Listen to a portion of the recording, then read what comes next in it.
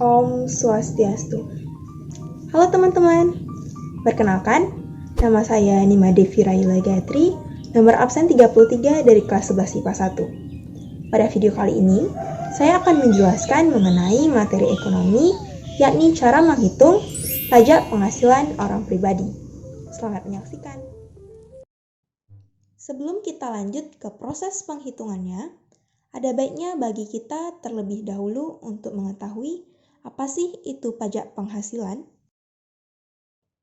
Jadi, pajak penghasilan adalah pajak yang dikenakan kepada orang pribadi atau badan usaha legal atas penghasilan yang diterima.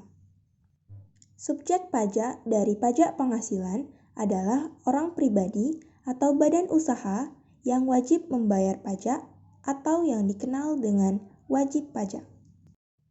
Sedangkan yang menjadi objek pajak penghasilan adalah penghasilan itu sendiri, baik dari dalam negeri ataupun luar negeri.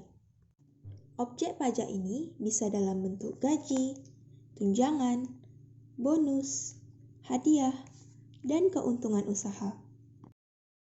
Oke, setelah sudah tahu mengenai objek PPh, sekarang saya akan menjelaskan cara menghitung pajak penghasilan orang pribadi atau PPh 21. Misalnya ada soal seperti ini. Yuk kita coba hitung PPh terutang yang harus dibayar oleh Pak Jaya. Langkah pertama, kita hitung dulu penghasilan bersih selama 1 tahun. Caranya, penghasilan dikurang pengeluaran. Penghasilan bisa dalam bentuk gaji, bonus, dan tunjangan.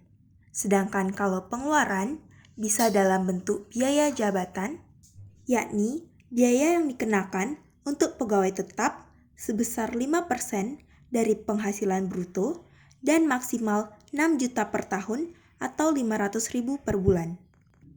Nah, selain biaya jabatan, pengeluarannya juga bisa dalam bentuk iuran asuransi dan iuran pensiun. Nah, jadi kalau kita lihat, penghasilan Pak Jaya itu kan hanya dari gaji saja, yakni sebesar 14.500.000. Kemudian, untuk pengeluarannya itu, ada biaya jabatan 5% dari 14.500.000. Hasilnya 725.000. Tapi ingat dulu, maksimal biaya jabatan itu 500.000 per bulan. Berarti kita tulisnya menjadi 500.000 rupiah. Selain biaya jabatan, pengeluaran Pak Jaya adalah iuran asuransi sebesar 375.000.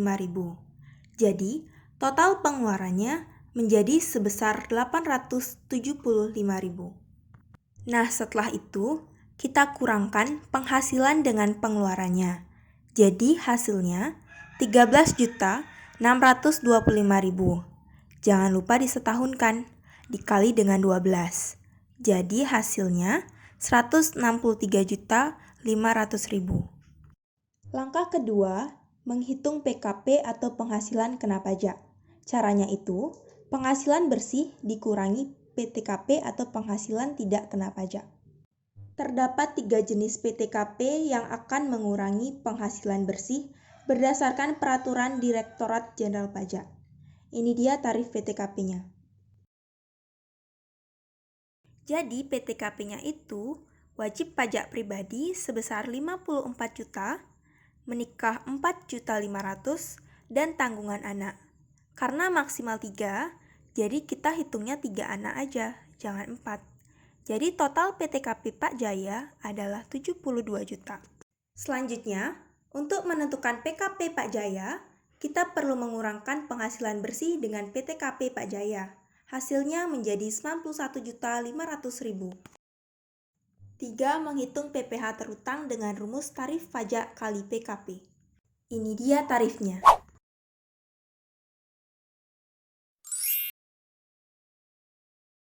Untuk mencari PPh terutang Pak Jaya, kita perlu mengalihkan PKP dengan tarif PPh-nya secara berlapis, mulai dari lapisan pertama hingga lapisan kedua.